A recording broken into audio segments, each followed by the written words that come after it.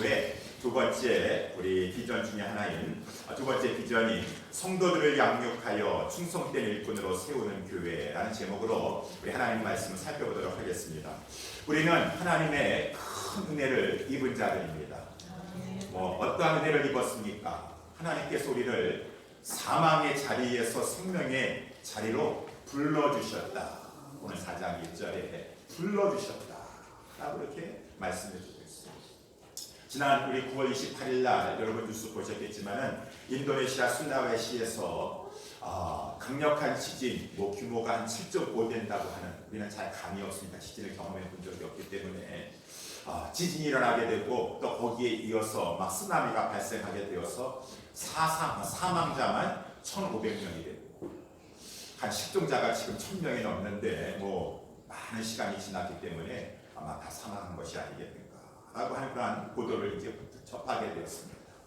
근데 그 중에 기가 막히게 이 생명이 보존된 사람들이 있다라고 하는 뉴스를 접하게 되었습니다. 우리 한국 분도 한 분 계셨었는데 패러글라이딩이라고 하는 그 대회에 참석했다가 언제 어떻게 잘 생명을 부지했는데 그 중에 싱가포르의 이 응콕 축시라고 하는 그러한 분이 있는데, 이분이 벨기에 요번에 선수와 함께 호텔에 머물고 있다가 잠깐 그 현장에 한번 우리 같이 한번 보고 오자라고 하면서 그 호텔을 떠나서 불과 50m 정도 지점에 이뤘었을 때에 이 호텔 건물이 마치 젤리처럼, 젤리가 막 이렇게 흔들거리지 않습니까? 그 큰 호텔 건물이 흔들거리면서 무너져 내려가지고 거기에 있는 사람들이, 많은 사람들이 사상을 당하게 되었는데, 그거를 50m 지점에서 이 두 사람이 목도하였다. 이제 그런 뉴스를 보게 되었어요. 어떻게 그런 위험한 순간에, 마치 그 순간에 그렇게 탁 그 호텔을 나오게 되었던가. 여러분, 우리가 이런 마찬가지입니다. 우리가 이 세상에 살고 있지만 장망성이라고 하였습니다. 장차 망할 성이에요. 언제 이 지구가 하나님의 우주적인 종말 가운데 망하게 될지, 아니 그 전에 내 육신도 무너지고 마는 것인데 언제 무너질 줄은 알 수가 없어요.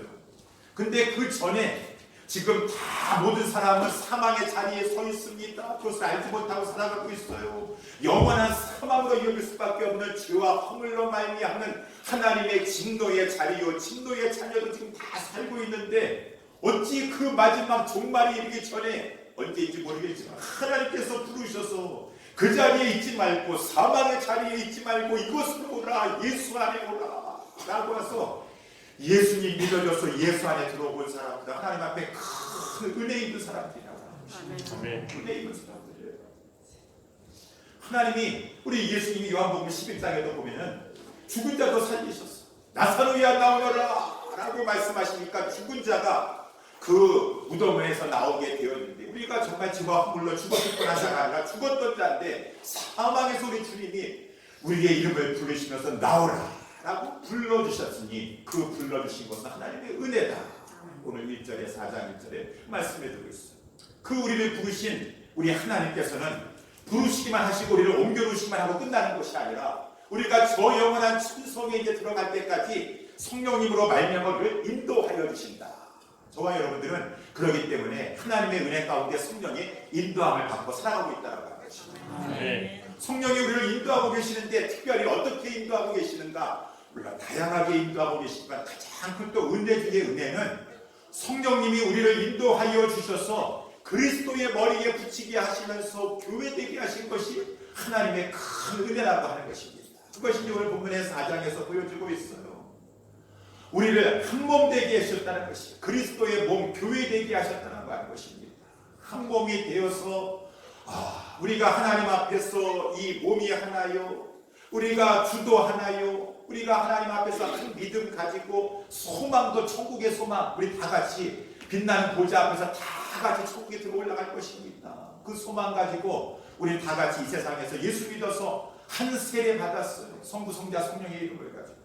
그리고 이제 주 하나님 한 분을 모시면서 다 신앙생활 나아가는데, 성령님 우리를 교회로 인도해 주시면서 교회로 하나가 되게 하시는데, 성령님이 얼마나 우리의 그 배후에서 교회로 인도해 주시는 그 손길이 기기묘묘한가. 이 3장 20절에도 보니까 우리 가운데 역사하시는 능력대로 우리 가운데 성령 하나님께서 막 능력으로 역사해 주시는데 우리가 눈으로는 보이지 않지만 우리의 인생을, 성도의 인생을 하나님께서 이 교회 되게 하시면서 교회로 이렇게 신앙생활 잘 해나갈 수 있도록 인도해 주신다고 하는 것입니다.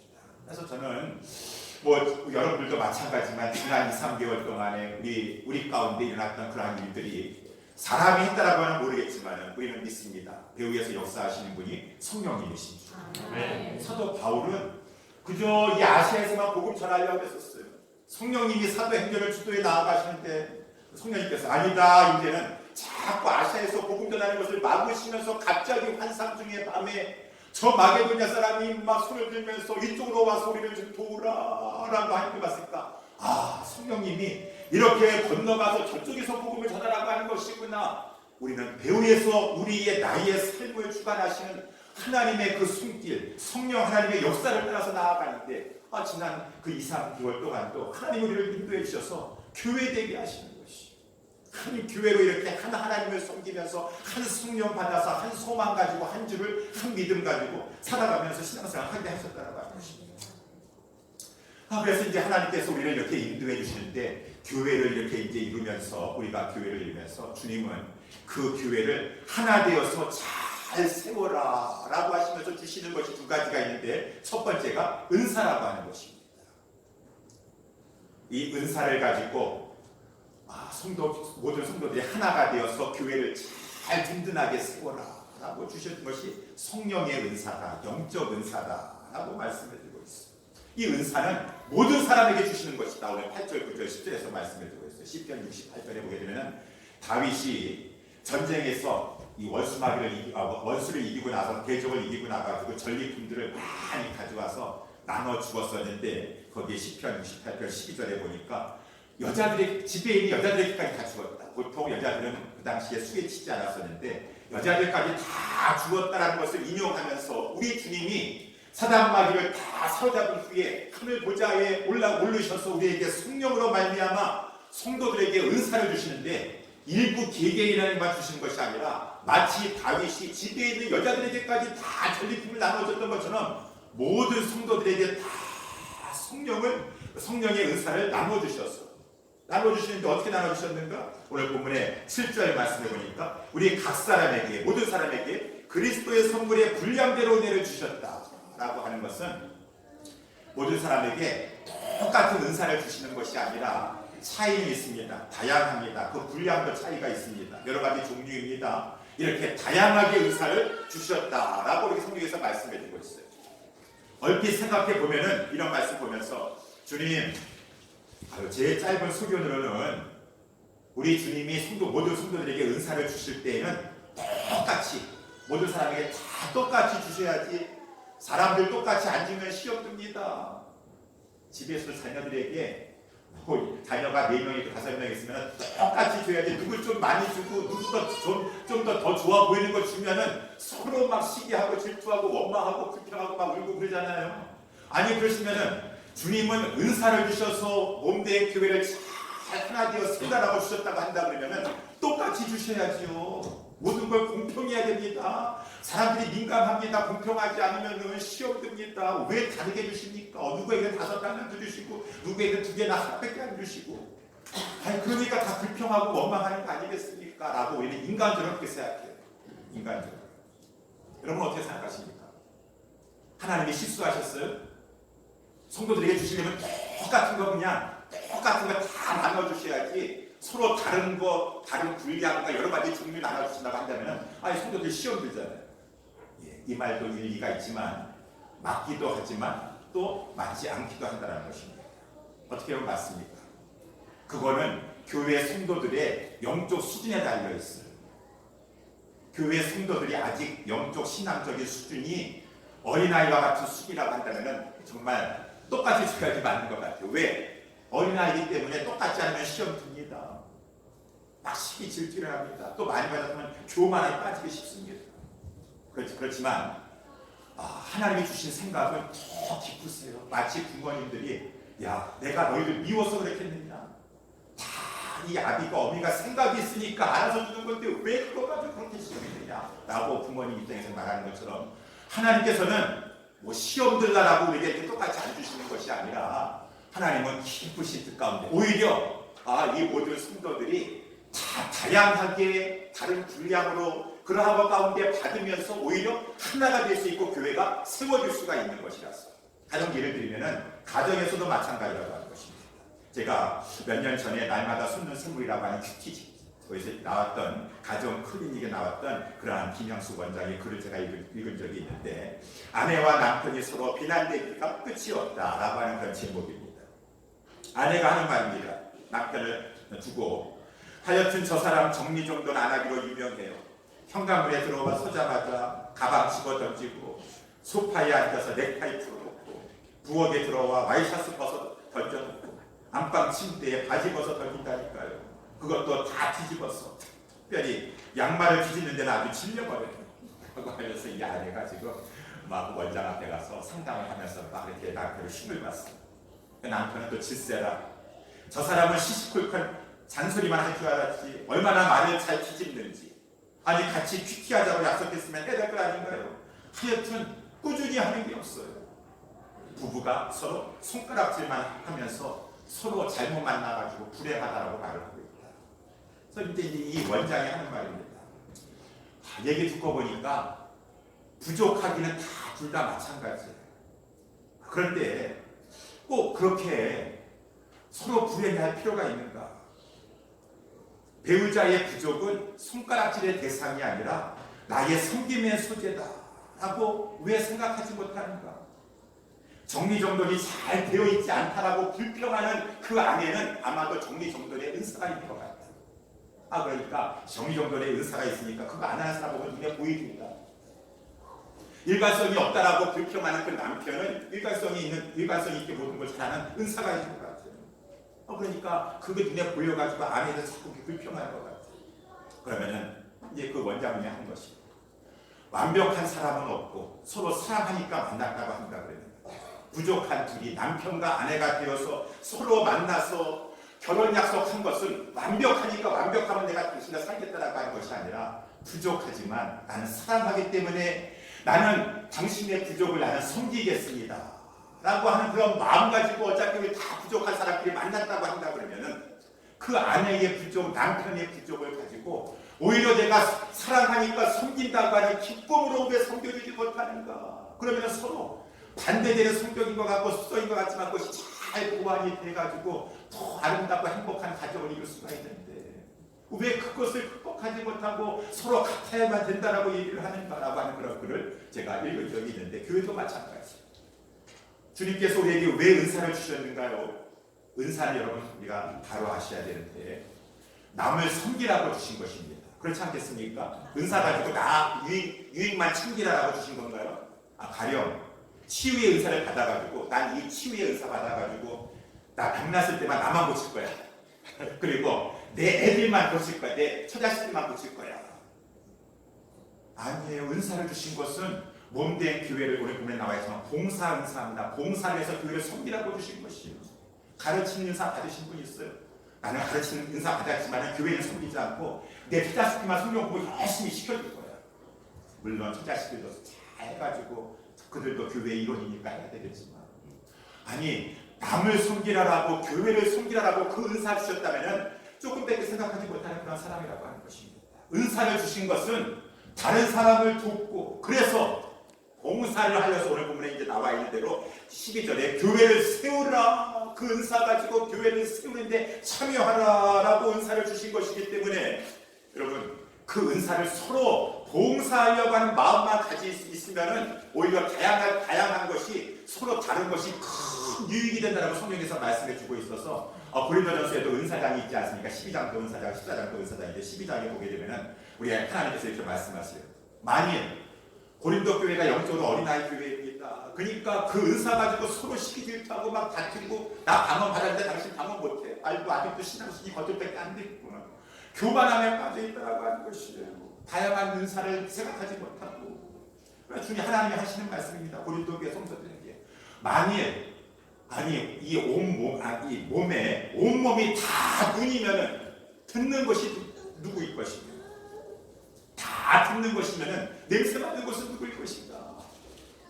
우리 주님이 그런 말씀하는데 근데 이제 이 성도들은 이렇게 어린아이 성도들 이렇게 말합니다. 똑같이 된다고 말하고 있습니다.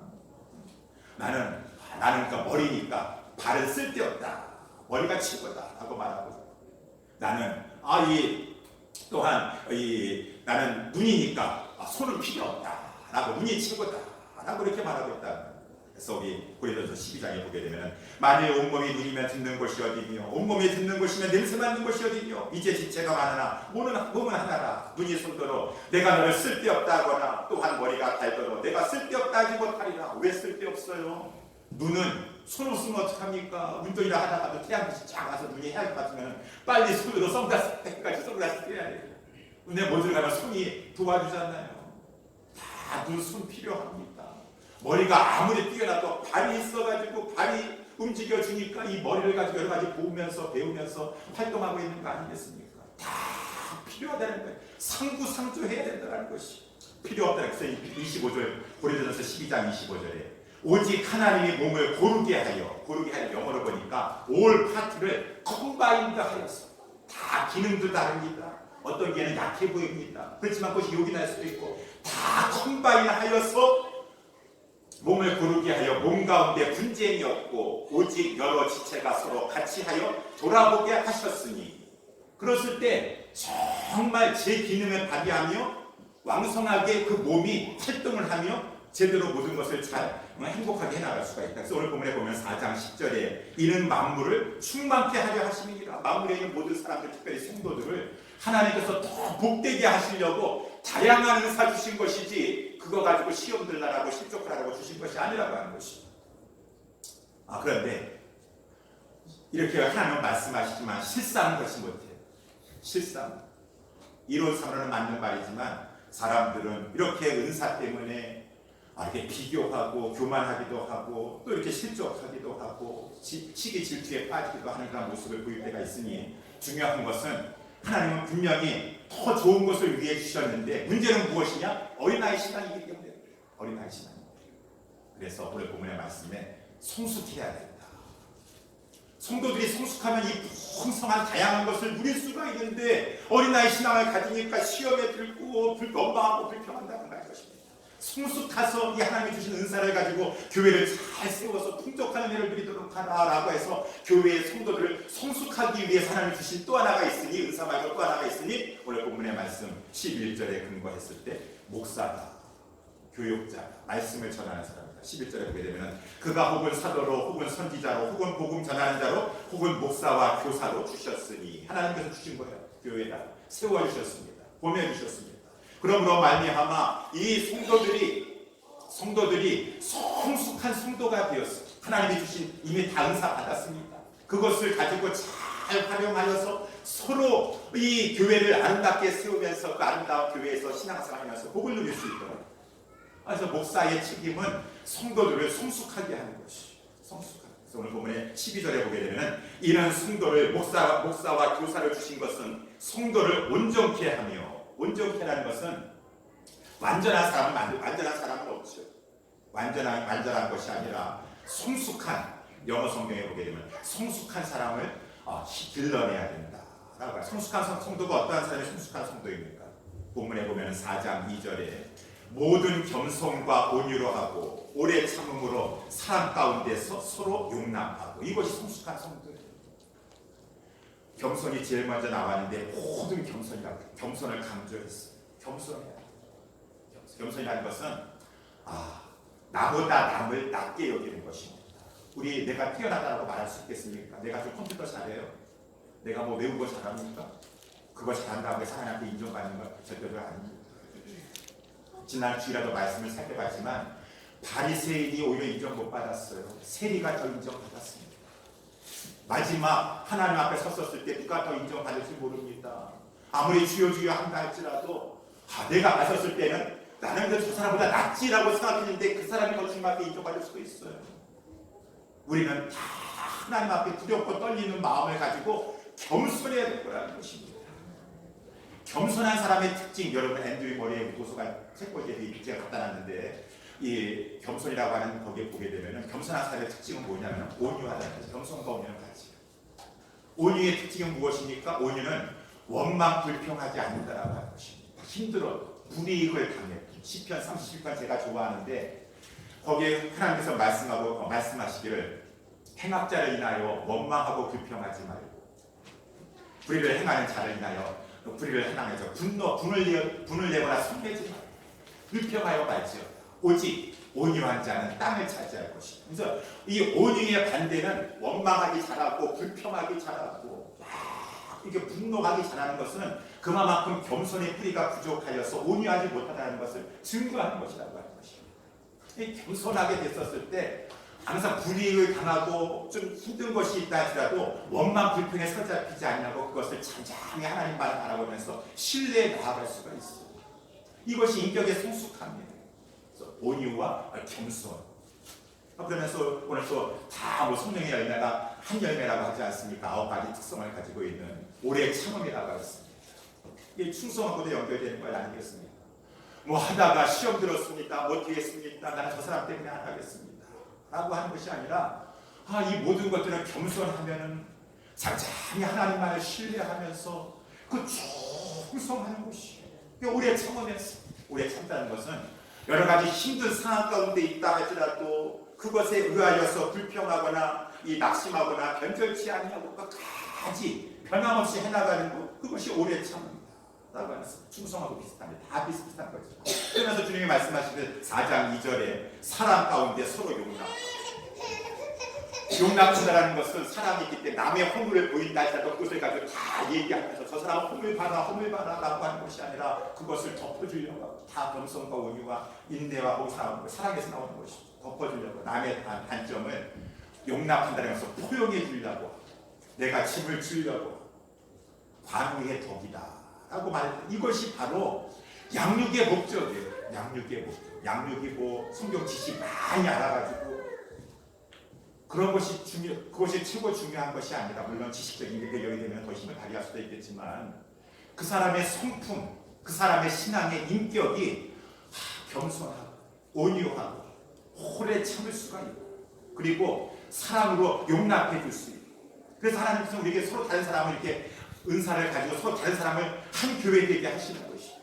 부부간에도 서로 다른 사람이 만난 것이 불이익이 아니라 더 행복해질 수 있고 시너지 효과를 발휘할 수 있는 것처럼 교회에도 보기에도 하나님께서 배후에서 섭리해 주시는데 다양한 사람이 만나게 해주시는데 정말 신앙의 인격이 있는 사람은 어떤 사람이냐 그 가운데 팀워크를 이룰 수 있는 사람입니다. 팀워크. 우리 나중에 이제 리더십에 대해서 공부할 때 함께 승리하는 일에 겸손하면서 온유하면서 인내하면서 용납해주면서 같이 할 수 있는 팀워크를 이룰 수 있는 그 인격, 신앙의 인격 이 사람들을 성도들을 목사는 길러내야 된다는 것입니다. 목사는 길러. 아니 목사가 무슨 능력이 있어가지고 어렸을 때부터 이렇게 고착가 된 그 성품을 가지고 하루아침에 변할 수가 있겠나요? 목사님이 대단한데 뭐 심리학적인 능력을 가지고 있으니까 뭐가 있습니까? 목사는 할 수 없어요. 어떻게 하루아침에서부터 천성적인 것 같이 있는 것 같다는 그런 성격을 고칠 수가 있겠습니까? 그렇지만 목사는 할 수 없을지 모르겠지만 목사는 하나님의 말씀을 배웠습니다. 배운 바에 하나님의 말씀을 잘 양육하기만 하면 성령님이 이 말씀을 통해서 역사하시기 때문에 사람은 할 수 없을지 모르겠지만은 그렇기 때문에 양육부 프로그램 통과하기만 하면은 참석하기만 하면은 사람이 딱 변화돼서 나옵니다. 그런 게 어디 있습니까? 프로세스 밟기만 하면 나옵니다. 가르치는 사람은 주님 이 아볼로가 무엇이고 바울이 무엇이겠습니까? 말씀 열심히 심고 말씀 물 주고 하면은 성령님이 역사하셔서 자라나게 하시는 분은 하나님이십니다. 그거 바라보고 가르치는 거예요. 가르친다고 해서 100% 다 모든 사람 이 시리즈 다 통과하기만 하면 나온다는 보장도 없어서 성령님이 해주셔야 돼요. 중요한 것은 목사는 그렇다고 해서 난 내가 어떻게 하겠습니까? 그거 안 그럽니다. 못합니다. 할 수 없습니다. 그러면 못할 신앙생활이에요. 하나님의 말씀을 능치 못할 것이오. 우리의 영과 혼감이 관절과 골수를 찔러 쪼개기까지 하시는 하나님의 말씀. 그러기 때문에 너가 전문적으로 배우라고 하지 않았습니까? 너 일부러 하는 것이 아니니 이 말씀을 듣든지 아니 듣든지 간에 그에게 들려주고 성령 하나님의 뜻이 있으시면 그 사람을 변화시킬 때입니다. 하나님의 이 말씀을 가지고 너는 양육하라 그 말인 것입니다. 그래서 하나님의 말씀을 가지고 이 목사의 사명은 성도들이 정말 변화되기를 원하는 마음을 가지고 심고 물주는 일을 할 거예요. 변화되게 하시고 자라나게 하시는 하나님이 하시는 것입니다. 하나님이 하시는 것입니다. 이 목사가 하나님의 말씀을 잘 전하면은 그 말씀을 통해 성령님이 역사해 주시니까 성도들이 믿음을 가지고 주님을 영접하게 됩니다. 그리고 주님을 늘 모시고 살아가게 돼요. 그래서 우리 3장 17절에도 보게 되면 믿음으로 말미암아 그리스도께서 너희 마음에 계시게 하옵시고, 아니 이미 에베소 교회 성도들 믿음으로 말미암아 예수 그리스도께서 그 안에 계신 거 아니겠습니까? 예. 그런데도 불구하고 예수님과 홀로 살고 있는 사람이 있어요. 라오디게아 교회 요한계시도 보게 되면은 뭐 자기네들 신앙생활 잘하고 있다고 하는데 예수님은 그 사람을 밖에서 마음의 문을 높한다고 했습니다. 그러니까 늘 믿음을 가지고 주님을 마음에 모시고, 근데 그 모신 주님과 함께 이 성도들이 말씀을 통하여서 말씀을 또 순종하는 것을 통하여 변화되어야 된다는 것입니다. 그러려면은 특별히 말씀 가운데 예수님을 아셔야 돼요.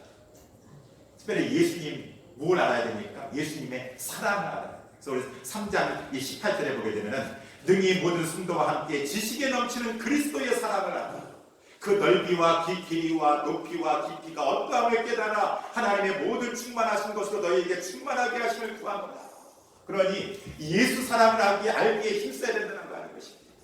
예수 사랑 어디에 가서 알 수 있습니까? 하나님의 말씀을 통해서 깨닫고 그 말씀 묵상하고 그 말씀대로 순종하며 살아갈 때 하나님께서 예수 사랑의 넓이와 깊이와 높이와 길을 깨닫게 하여 주시니 우리는 주님 예수 사랑 더 알게 하여 주시옵소서, 더 깊이 알게 주시옵소서. 그렇기 때문에 우리 교회 이름이 예수사랑 교회예요. 예수사랑.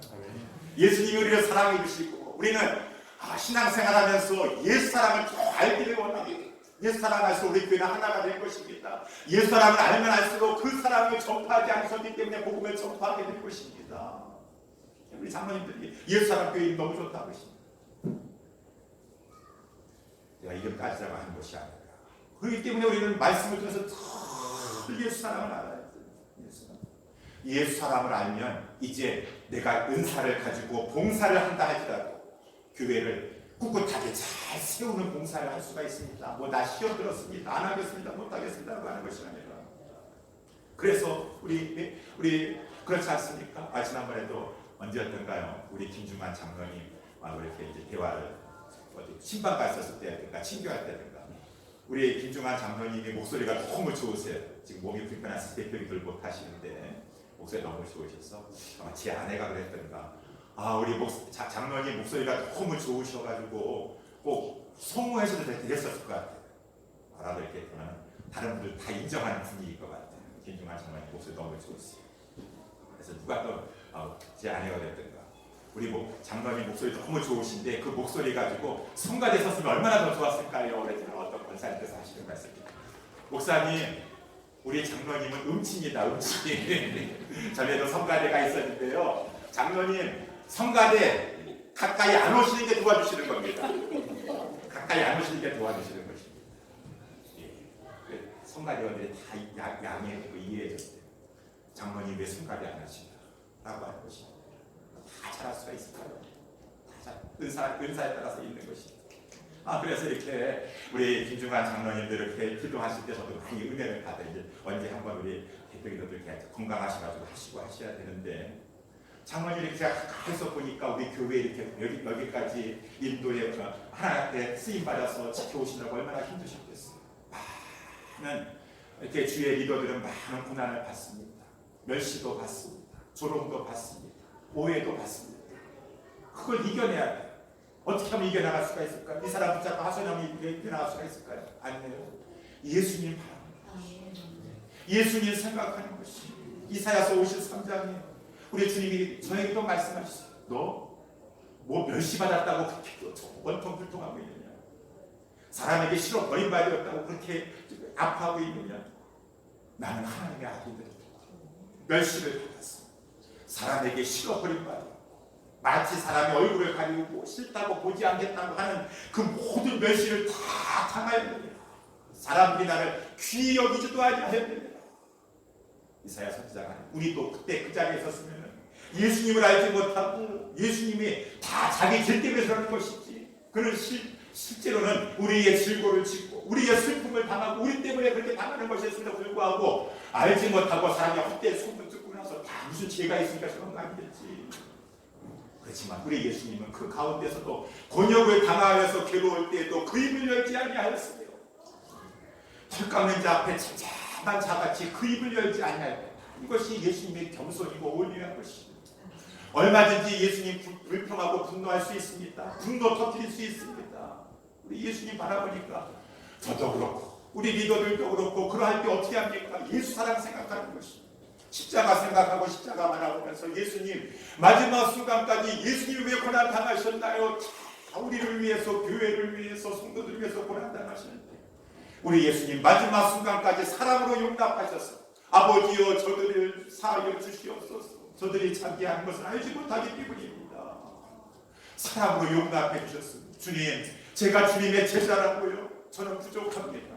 그렇지만 주님 바라보면서 이 상황도 참겠습니다. 이겨나가겠습니다. 그래서 히브리서 12장 말씀해 주시는 것이 믿음의 주요 온전케 하신 예수님, 우리 인내의 경주, 신앙의 경주하는 동안에 항상 우리의 초점은 사람에게 주지 마세요. 목사에게도 주지 마세요. 다 연약합니다. 부족합니다. 믿음의 주요 온전케 하신 예수님 바라보면서 예수님은 그 앞에 있는 즐거움에서 하나님의 아들이시라 할지라도 십자가를 참으셨느니라. 예수님도 십자가 참으셨는데 내가 뭐 그렇게 뭘 참겠다고 그렇게 합니까? 나는 예수님 보고 신앙생활, 인내의 경주, 신앙의 경주에 나가는 것인데 마지막 경주 다 달려가기까지. 그래서 우리 히브리서 기자가 말하는 것이 너희가 피곤하여 낙심치 않기 위해서 피곤합니다. 주위에 봉사할 때는 힘들 때도 있습니다. 그럴 때는 이같이 자기에게 거역한 일을 참으신 자를 생각하라. 이렇게 돼야 돼요. 이렇게 돼요. 이 수준의 신앙인격이 돼야 돼요. 예수님 생각하고 예수님 사랑, 나를 향한 나도 부족한데 나를 위해서 예수님 끝까지 십자가에서 피 흘려주시고 그 사랑 생각하는데 나를 위해서 예수님 이렇게 죽어주셨는데 내가 이러한 것을 감당하지 못하겠노라 라고 하면서 우리는 예수님 사랑 생각하면서 그 모든 봉사와 그 모든 희생과 헌신을 잘 참고 나아갈 수가 있다라고 하는 것입니다. 이러한 사람을 길러내라고 하는 것입니다. 말씀을 통해서 뺏게 합니다. 자꾸 말씀은 우리 예수님 말씀하신 모든 말씀은 다 나에게 대한 말씀 같습니다. 말씀을 증거하면 증거할수록 결론적으로 다 예수님에게 포커스를 맞춰지게 되니 성도들이 늘 예수님 바라보고 예수님 생각하면은 뭐 멸시받았습니다, 무시당했습니다, 자존심 상했습니다. 어떻게 초신자가 아니신데 그렇게 생각할 수는 있습니다. 이 온전한 사람을 길러내서 이렇게 온전하게 됐었을 때 그 은사가 꽃을 피우는 것이에요. 신앙 인격이 뒷받침되지 않은 상태에서 내가 뭐 좀 잘한다 그것은 꽃을 피우지 못하고 더 오히려 자기에게도 불행하고 공동체가 아프게 될 수가 있어요. 목사는 어쨌든 말씀을 잘 양육해서 모든 성도들의 신앙 인격에 잘 연말이어서 겸손과 온유와 이 오래 참음과 사랑의 용납 이것을 잘 배웠습니다. 그래서 이제 봉사를 하게 되면 은사가 주셨으니까 봉사하면 교회는 세워지게 됩니다. 가르치게 됩니다. 저는 가르쳐야 되고 하나님이 세워주신 목적에 따라서 여러분들 어떻게 됐습니까? 배워야 된다는 것입니다. 나는 겸손과 온유 다 마스터했습니다라고 하시면 안 배우셔도 돼요. 그런 분이 어디 있겠습니까? 그래서 오늘 본문 13절에 보게 되면 우리가 다 하나님의 아들을 믿는 것과 아니라 하나가 되는 것이다. 우리가 하나가 되어서 어떻게 됐습니까? 우리가 다라고 했습니다. 더 하나님의 아들을 내가 믿어야 되겠습니다. 더 하나님의 아들을 알아야 되겠습니다. 내가 그렇기 때문에 더 알기를 원합니다. 더 알게 되기를 원합니다. 내가 그러한 일에 소홀히 하면은 우리는 다 지체들인데 그 약한데 마귀가 틈타고 들어오기 쉽다. 그래서 우리 요한복음 20장에도 보게 되면은 부활하신 예수님께서 부활하셔가지고 제자들에게 나타나셨는데 마침 그때 도마가 거기에 없었어요. 그러니까 도마는 딴소리하고 있습니다. 지금 10명의 제자들은 다 우리가 주를 보았노라 하면서 부활의 확신과 기쁨 속에서 막 감격 속에서 있는데 도마는 자꾸 아주 냉철한 마음을 가지고 하는 얘기가 내가 직접 만져보지 않고는 나는 믿지 못하겠노라. 여드레가 지난 다음에 예수님께서 이제 도마까지 있었을 때 찾아가셨습니다. 도마에게 도마야 그래 만져봐라. 옆에도 손을 놓아봐라. 다 만져봐라. 라고 하시면서 도마야 믿음 없는 자가 되지 말고 믿음 있는 자가 되라. 믿음이 있으려면 믿음은 들음에서 난다고 하고 하나님 말씀 배워야 돼요. 지금 마귀가 밀가부를 타면서 우리를 자꾸 넘어뜨리려고 요동치게 하고 있는 이 순간에 말씀에 굳건하게 서지 않으면 과거에 배운 거, 신앙 경력 그런 거 다 필요 없습니다. 지금 현재 내가 얼마나 겸손과 온유와 오래 참는가, 그러나 사랑의 용납 가운데 서 있었는가, 이것이 중요한 것이에요. 오늘 본문의 14절 말씀에서 보면은 이는 우리가 이제부터 어린아이가 되지 아니하여 사람의 기술과 간사한 유혹에 빠져 모든 교훈의 풍조에 밀려 요동치 않게 하려 합니다. 저는 이 말씀을 가지고 어저께 많이 회개했어요. 목사의 책임이구나. 어린아이와 같은 성도가 되어서 그저 떠다니는 괴술, 거짓말 같은 거 다 속아 들어가지고 요동치게 되고 다 한 것은 그 신앙이 다 어린아이에 된 것은 목사의 책임이구나. 제대로 양육하지 못해요. 목사의 책임이 크고 그것 가운데 아무리 말을 한다 할지라도 나는 더 이상 배울 수는 없습니다. 시간 얘기할 거가 하나님 앞에 말씀 배우기 등한 시간. 그러면 다 어린아이 신앙이 해가지고 이 밀가루로 타려고 하는 이 사단마귀에게 맨날 요동쳐서 실족하게 되고 넘어지기 쉬운 사랑하는 성도 여러분들이 어떻게 되겠습니까? 우리는 하나님의 말씀을 잘 배워서 온전한 하나님의 사람의 완벽이 아닙니다. 온전한 하나님의 사람이 되도록 늘 힘써야 될 것입니다. 그런 것 가운데 교회는 든든하게 세워져 가게 됩니다. 그래서 누가복음 10장에도 보게 되면은 마르다와 마리아가 있지만 마르다도 참 잘했어요. 예수님이 신방 오셔가지고 막 열심히 분주해서 육신의 봉사를 하려고 하고 참 잘한 것이었지만 예수님께서 말씀하셨습니다. 마르다야 마르다야, 내가 많은 일로 분주하고 그러는데 마리아가 더 좋은 편을 택했다.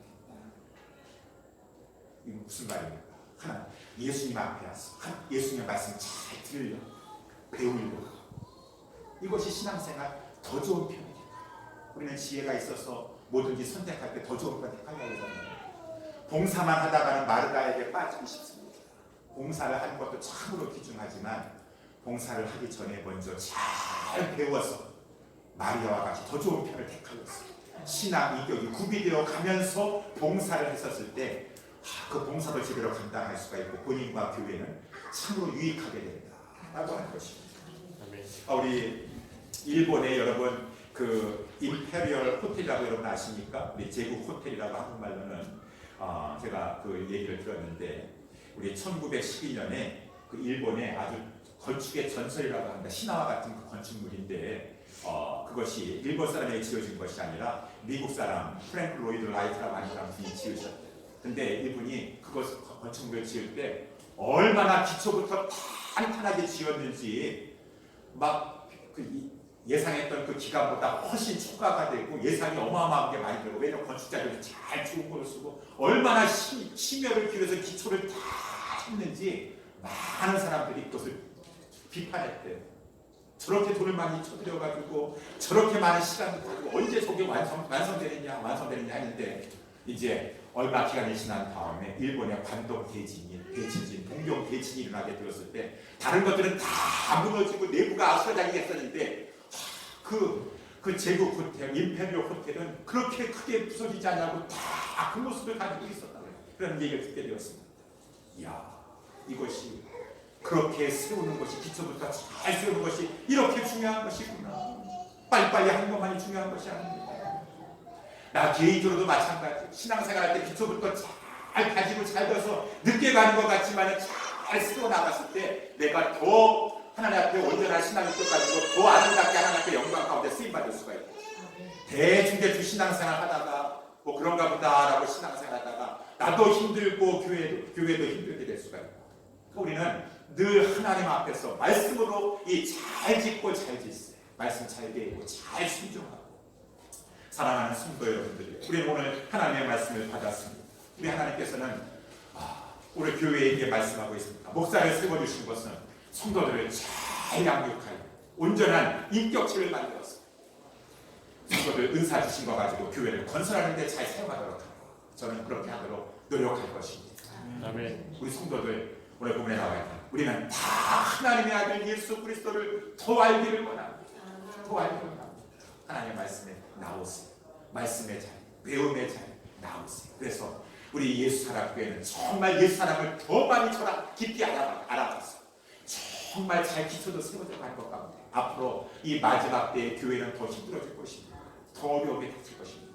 이 세워주신 반석 위에 세워주신 교회가 든든하게 세워지는 그러한 축복이 우리 예수사랑교회에 넘쳐날 수 있게 되기를 주님의 이름으로 축원합니다. 기도하겠습니다.